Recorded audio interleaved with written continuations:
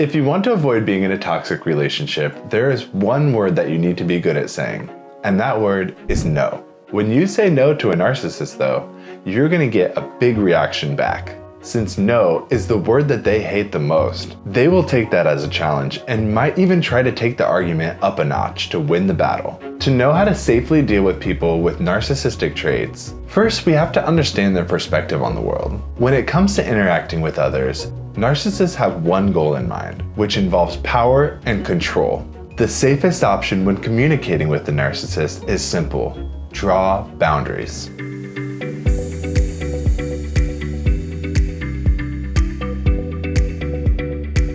Of course, escaping from a narcissistic relationship is always an option, but we know sometimes life is more complicated than that. Good thing there are things you can learn to adapt while staying in a relationship and maintaining your well-being at the same time. That being said, the most important skill that you need to learn when interacting with narcissists is to show or say no effectively. So here is what effective no's look like. Number 1, no reaction. Don't give them an emotional reaction and keep that out of the conversation. Remember, the narcissist's goal is to manipulate your emotions, but they cannot control what they can't pull out of you. You can of course release it later, but just don't show it in front of them. You can also try to watch your expressions and tones so they have nothing to pick on. Number 2, it's about you. A boundary is about you.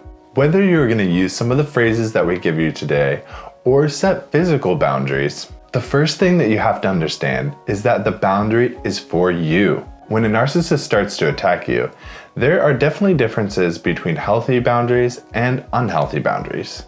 If you said, "You need to stop talking to me that way," that is an unhealthy boundary because that is actually giving them what they want, which is ultimately your engagement. You have already fallen into their trap. So remember, it's a ground rule that you are going to follow.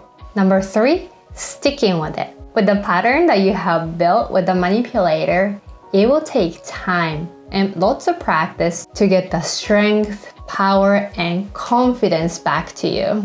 Things are not going to change overnight, especially when they're not supportive of the change.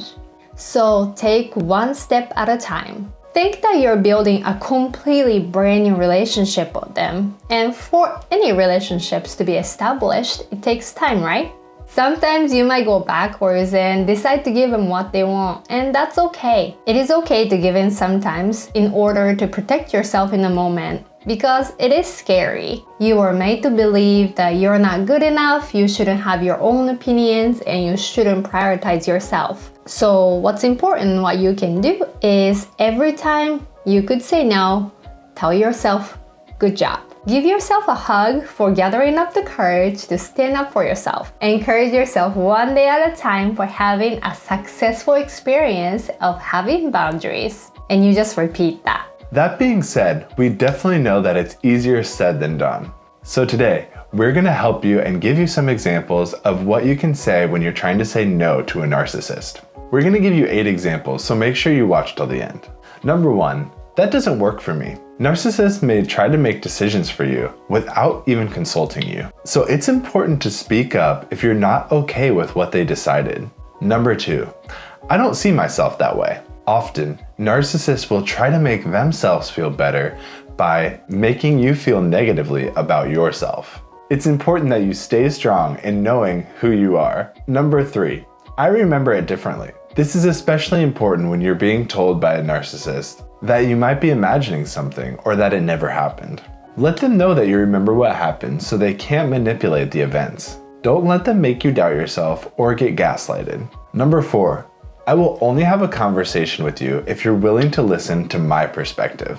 Setting boundaries up front can ensure that the conversation is more respectful. Otherwise, you just don't have to discuss that particular subject with them. Number 5, I'm not going to explain why this is important to me, but it is. Sometimes we have to be mindful when we explain why. It gives them an opportunity to manipulate or gaslight us. So use this phrase and remember you can still hold on to what's important to you without giving them a big explanation or really convincing them.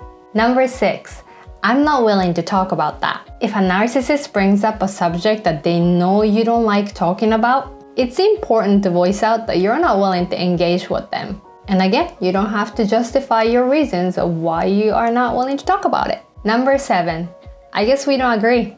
Now we all know narcissists like to gaslight you, right? For example, if you tell them you don't like the way they yell at you in front of your friends, they might say, I never yelled. And keep in mind, no matter how much evidence you have, you're not going to be able to convince the narcissist. So saying, I guess we don't agree, is choosing not to pick the battle that they are actually wanting you to engage with. Number 8, if you continue to speak to me like that, I will step away from this conversation. If the conversation's becoming toxic, you need to make it clear that you will not tolerate their disrespect. State your boundaries clearly and firmly.